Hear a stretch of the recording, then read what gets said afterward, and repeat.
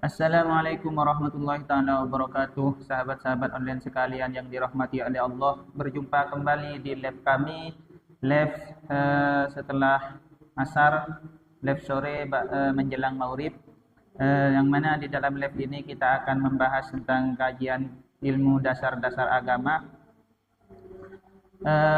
Sebelum kita memulai kajian kita pada sore hari ini, mari kita bertawasul terlebih dahulu kepada Rasulullah sallallahu alaihi wasallam. Fatihatulah hadratin Nabi Mustafa Muhammadin sallallahu alaihi wasallam wa ala alihi wa sahbihi wa azwajihi wa dzurriyyatihi wa ali baitihi wa qaribihi wa tabi'in wa tabi'in bi ihsan ila yaumil summa ila arwahi abaihi wa ummatihi wa alihi minal anbiya'i wal mursalin wa syuhada'i wa shalihin wa laimatin wa mujahidin wa ta'ala alaihim khususan ila Abi Bakar wa Umar wa Utsman wa Ali wa Talha wa Zubair Subhan fadila jami' masyayikhina Subhan fadila muslimin wa ali fadil kitab Al-Fatihah. A'udzu billahi minasyaitonir rajim. Ar-Rahmanir Rahim. Maliki yaumiddin. Iyyaka na'budu wa iyyaka nasta'in. Ihdinas siratal mustaqim. Bismillahirrahmanirrahim. Alhamdulillahirabbil alamin. Wassalatu wassalamu ala asyrafil anbiya'i wal mursalin sayyidina wa habibina wa syafi'ina wa qurrati a'yunina Muhammadin wa ala alihi washabihi ajmain. Amma ba'du. Sahabat-sahabat online sekalian yang dirahmati oleh Allah, alhamdulillah kita masih diberi kesempatan oleh Allah Subhanahu wa taala untuk tetap melaksanakan rutinan setiap sore menjelang maghrib ini yang berupa kajian dasar-dasar ilmu agama Islam.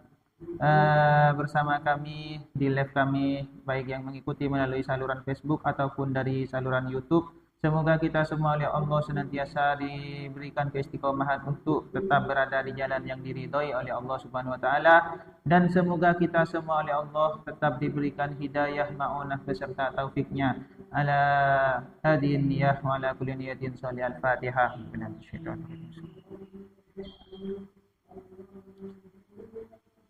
Bismillahirrahmanirrahim. Langsung saja kita ke pembahasan, yang mana pada kesempatan kali ini kita sudah sampai pada pembahasan faslun alamatul bulughi salasun. Ya, ini kita akan membahas tentang tanda-tanda orang itu akan mencapai usia baligh.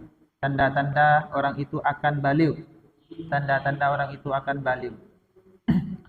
Apa itu baligh? Baligh itu adalah sebuah batasan yang mana ketika seseorang, baik perempuan ataupun laki-laki, ketika sampai pada batas itu, dia akan terkena taklif, dia akan terkena khitab syariat, dia terkena khitabullah, dia akan terkena kewajiban yang harus dilakukan.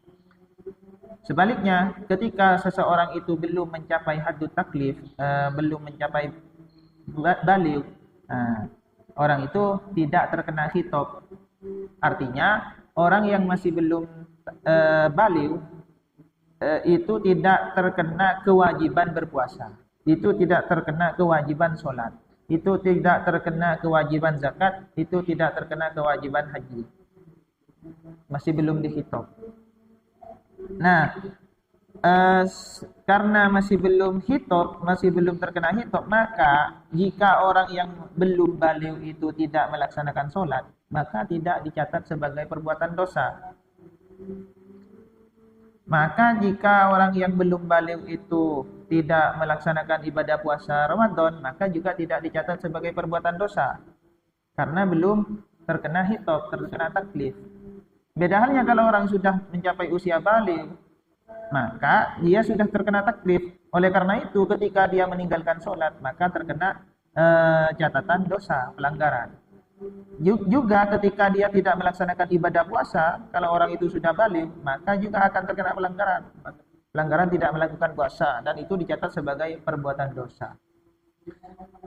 Oleh karena itu anak kecil, seorang bayi atau anak-anak kecil yang masih usia SD, yang belum baligh ya, itu jika tidak berpuasa maka tidak akan mendapatkan dosa. Kenapa? Karena belum taklif. Tapi dalam konsep tarbiyatul Islamiyah,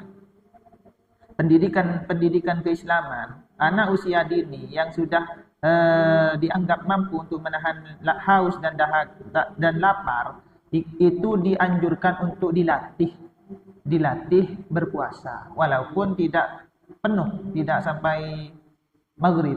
Nah, itu dianjurkan untuk dilatih. Makanya kalau di daerah kami itu ada istilahnya pasar setengah bereng, atau ada yang mengatakan pasar pecut. Nah, seperti itu ya. Itu tujuannya apa? Untuk melatih agar terbiasa. Sehingga dari kebiasaan itu nanti ketika sudah sampai pada masanya dia balighh dan sudah berkewajiban melaksanakan ibadah puasa, maka dia sudah tidak terkejut lagi menahan lapar dan menahan haus karena sudah biasa dilatih dari sebelumnya. Seperti itulah tujuannya. Demikian pula ketika di bab solat, anak yang masih belum balighh ketika usia 7 tahun itu dianjurkan kepada orang tuanya untuk memerintah kepada anaknya. Anjuran ini ya, untuk memerintah kepada anaknya. Jom, hei nak, ayo solat. Memerintah kepada anaknya. Ayo solat. Ini apa? Agar supaya anak itu terbiasa, membentuk kebiasaan baik dari sejak usia dini. Nah, ketika sudah dibiasakan diperintah sholat, ditanyakan, sudah sholat apa belum? Kamu sudah sholat apa belum? Sholatnya gimana? Duhurnya sudah sholat, asarnya gimana? Maka akan terbentuk kebiasaan ini kepada kepribadian anak itu. Nah, sehingga ketika sudah dewasa, dia akan timbul rasa berhutang seperti orang yang memiliki hutang jika dia meninggalkan sholat. Nah, kalau sudah sampai pada usia 10 tahun, itu bukan hanya diperintah, tapi orang tua itu diperbolehkan untuk memukul terhadap anaknya jika anaknya itu tidak melaksanakan sholat. Ada nih aturannya di keterangannya di kitab. Tapi ini bukan melegalkan terhadap adanya kekerasan dalam rumah tangga ya. Jadi Islam itu tidak mengajarkan kekerasan di dalam rumah tangga. Loh, buktinya itu anak yang tidak sholat, yang tidak mau diperintah sholat kalau sudah usia 10 tahun itu orang tuanya boleh memukul. Berarti Islam itu mengajarkan adanya kekerasan terhadap anak. Bisa terkena undang-undang perlindungan anak nanti. Oh tidak. Karena makanya ini pentingnya ngaji, dan ngajinya harus selesai sampai tuntas. Jangan ngaji separuh-separuh. Kalau ngaji separuh-separuh ya maka itu pemahamannya tidak utuh, bisa saja gagal paham nantinya. Nah, diperbolehkannya orang tua memukul terhadap anak pada saat usia 10 tahun jika anak itu tidak melaksanakan sholat, itu dengan catatan pukulan yang tidak sampai mencederai. Ini catatannya, pukulan yang tidak sampai mencederai. Pukulan yang tidak mencederai bagaimana? Ya dipukul biasa, ayo nak sholat. Bukan mas dipukul seperti orang di ring tinju itu ya, bukan. Dipukul dengan pukulan yang mendidik. Bagaimana pukulan yang mendidik? Ada aturannya di kitab akhlak itu banyak. Di antaranya ya tidak boleh memukul di area kepala, tidak boleh. Terus di area-area sensitif tidak boleh. Di area-area yang rentan cedera tidak boleh. Yang di mana biasanya ya di paha, biasanya yang dipukul di paha bagian luar ya. Paha bagian luar atau di betis itu. Hindari memukul area-area seperti dada, itu kan rentan, atau kepala, bisa saja gagal otak. Nah, kalau sudah memukulnya itu tidak sesuai aturan, walaupun di dalam ajaran syariat agama Islam itu ada legalitas untuk bagi orang tua untuk memukul anaknya, tapi porsi atau kekuatan pukulannya itu melebihi dari batas yang dilegalkan, ya salah juga, teman-teman. Melanggar juga seperti itu. Jadi intinya orang tua itu boleh memiliki wewenang untuk memukul terhadap anak, tapi dengan catatan dengan pukulan yang tidak sampai mencederai dan di daerah atau area yang diperbolehkan. Hindari area-area sensitif seperti itu. Nah, termasuk orang tua di dalam konsep pendidikan itu adalah guru. Nah, guru itu termasuk orang tua karena ada sebuah keterangan yang mengatakan kalau orang tua kandung itu adalah orang tua jasad. Nah, jadi orang tua jasad itu adalah orang tua kandung. Tapi kalau guru itu orang tua ruh atau yang disebut murabbir ruh, pendidik jiwa, itu guru seperti itu. Tapi dengan catatan guru yang dimaksud murabbir ruh di sini adalah guru yang betul-betul melaksanakan tugasnya sebagai guru. Guru yang sesuai dengan etika dan aturan seorang guru. Bukan hanya guru yang sembarangan. Seperti itu. Bismillahirrahmanirrahim. Adapun saya lanjut ya ke pembahasan karena ini sudah hampir adzan maghrib. Alamatul bulughi salah satu. Tanda-tanda baligh itu ada 3. Tanda-tanda baligh itu ada 3. Apa saja? Tamamu khamsa asyrata sanatan. Yang pertama, usia sudah sampai pada usia sempurnanya usia 15 tahun. Fidzakari wal unsa. Jadi apabila ada anak laki-laki ataupun anak perempuan sudah genap usia 15 tahun, maka itu baik anak itu sudah pernah mengalami mimpi basah ataupun belum, baik yang perempuan itu sudah mengalami haid atau belum, kalau sudah masuk usia 15 tahun, maka anak tersebut sudah dinyatakan sebagai baligh atau mukallaf. Bahasa di dalam fikihnya itu mukallaf. Mukallaf itu baligh dan akil. Orang yang sudah baligh dan akalnya sehat. Seperti itu.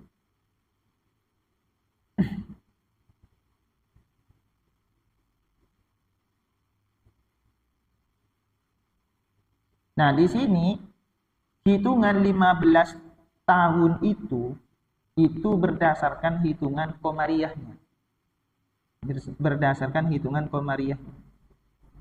Jadi di dalam Islam itu ada ada hitungan-hitungan yang menentukan terhadap hukum, hitungan usia yang menentukan terhadap hukum. Makanya pesan guru saya itu kepada kami, kalau kalian punya anaknya kalian sudah lahir nanti, maka jangan lupa catat itu tanggal dan hari dan bulan hijriahnya.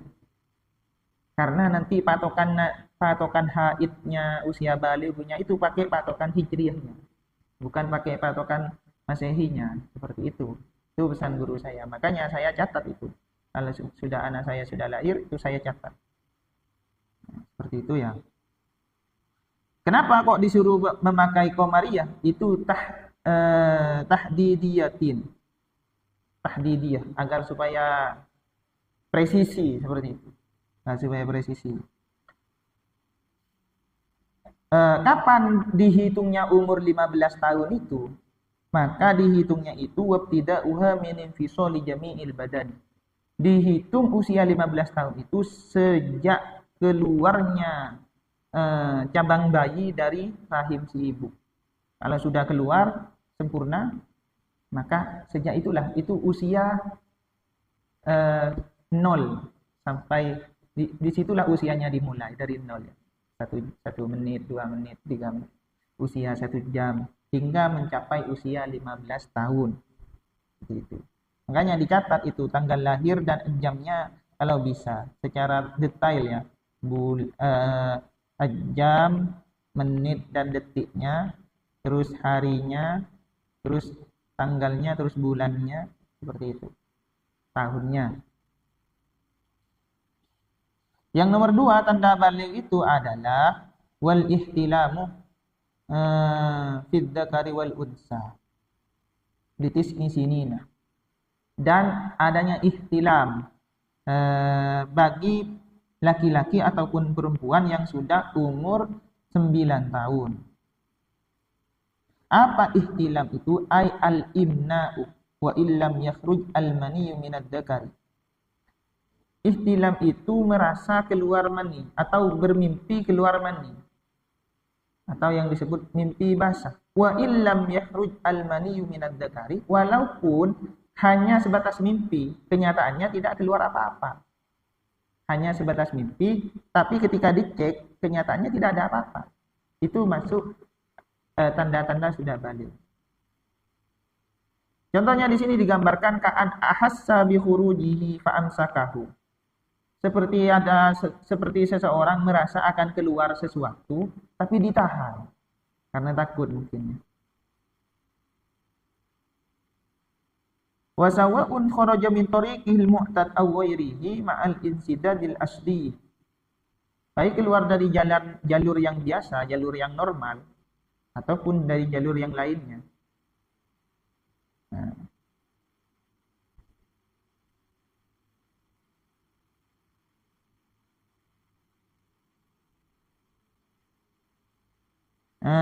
Bismillahirrahmanirrahim. Yang nomor 3, wasalisuha, tanda yang nomor 3 adalah wal haid fil unsa, ditis di sini. Keluarnya darah haid bagi perempuan ketika sudah sampai usia 9 tahun. Nah, ini kalau perempuan sudah keluar darah haid, maka bisa dipastikan anak itu sudah masuk kategori baligh. Sudah masuk kategori baligh.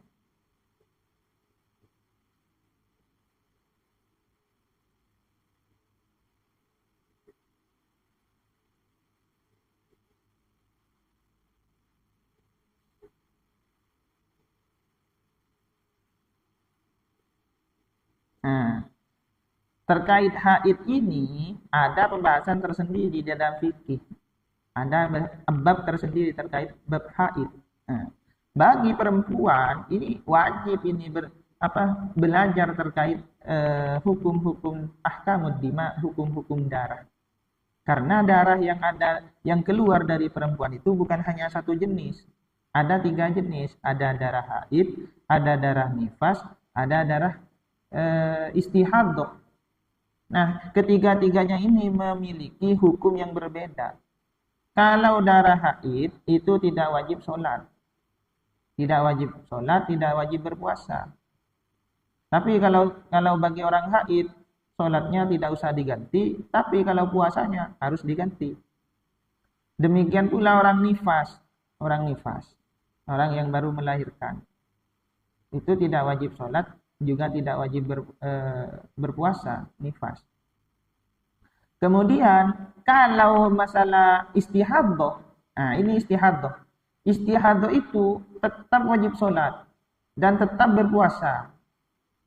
Nah, istihadah ini ya, kalau dalam urusan ibadah. Makanya harus bisa membedakan perempuan itu antara apakah itu darah haid yang agak samar ini antara haid dan istihadah. Kalau nifas ini jelas. Kalau tidak melahirkan tidak akan keluar darah nifas. Nah, yang harus dipelajari secara serius ini antara haid dan istihadahnya. Kenapa? Karena nanti berkaitan dengan wajib sholat atau tidak. Soalnya kalau tidak bisa membedakan antara haid dan istihadah, terus setiap darah yang keluar dari kemaluannya itu dihukumi, berarti saya tidak wajib sholat karena saya keluar darah. Itu kalau misalnya darah haid ya aman-aman saja dari hukum sholat. Tapi kalau misalnya itu adalah darah istihadah, selama berhari-hari dia meninggalkan sholat, berapa dosa yang sudah dilakukan? Nah, seperti itu. Maka dari itu wajib bagi perempuan. Demikian pula bagi laki-laki, itu juga harus mengetahui. Kenapa? Karena bisa saja nanti istrinya tidak tahu. Kewajiban seorang suami itu membimbing istrinya. Nah, seperti itu. Oleh karena itu tentang terkait haid ini bukan hanya perempuan, laki-laki juga harus tahu. Kenapa? Antisipasi takut istrinya itu tidak bisa membedakan antara haid dan istihadah dan nifas. Nah, maka rujukannya adalah suaminya. Kalau suaminya sama-sama tidak tahu, maka tidak boleh suaminya itu melarang istrinya keluar mencari ilmu terkait darah ini. Tidak boleh suaminya melarang. Mungkin cukup sampai di sini. Mudah-mudahan bermanfaat dari kami. Semoga bisa istiqomah sampai akhir bulan Ramadan, bisa terus melaksanakan kajian ilmu agama ini, dan semoga ilmu yang disampaikan bisa bermanfaat. Mari kita tutup majelis kita pada sore hari ini dengan membaca hamdalah bersama-sama. Alhamdulillahirabbil alamin. Dari saya sekian. Assalamualaikum warahmatullahi wabarakatuh.